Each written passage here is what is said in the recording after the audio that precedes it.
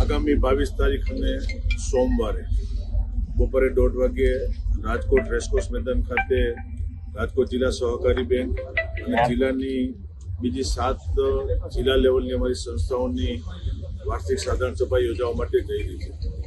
દર વર્ષે આ સાધારણ સભા જામપુરના મુકામે મળતી હોય છે, પણ પ્રથમ વખત રાજકોટ શહેર ખાતે રેસકોર્સ ગ્રાઉન્ડમાં આ કાર્યક્રમ સાધારણ સભાનો અને સાથે સાથે સહકારી મહાસંમેલનનું આયોજન કરવા માટે અમે જઈ રહ્યા છીએ।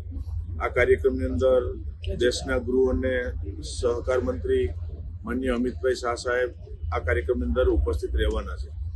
આ કાર્યક્રમ રાજકોટ જિલ્લા સહકારી બેંકની જે હેડ ઓફિસ છે ત્યાંથી શરૂઆત થશે।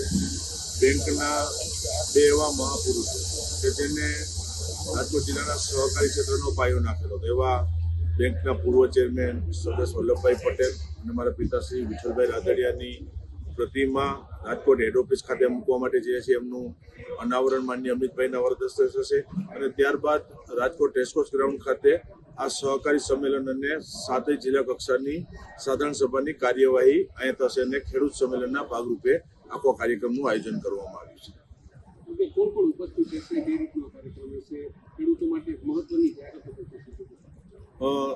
કાર્યક્રમના અધ્યક્ષસ્થાને કીધું કે દેશના ગૃહ અને સહકાર મંત્રી અમિતભાઈ શાહ ઉપસ્થિત રહેવાના છે।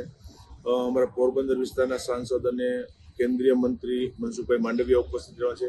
એ ઉપરાંત જિલ્લાના સંસદ સભ્યો, ધારાસભ્યો, સહકારી ક્ષેત્ર સાથે જોડાયેલા આગેવાનો અને ખાસ કરીને સહકારી ક્ષેત્રનો કાર્યક્રમ છે એટલે રાજકોટ અને મોરબી બંને જિલ્લાના અમારી સેવા સહકારી મંડળી, દૂધ મંડળી અને મંડળી સાથે જોડાયેલા ખેડૂત સભાસદો અને પશુપાલકો ઉપસ્થિત રહેશે। બેંકની દર સાધારણ સભાની અંદર હંમેશા હું કાયમી માટે મંડળી અને ખેડૂતો માટે જાહેરાત કરતો હોઉં છું।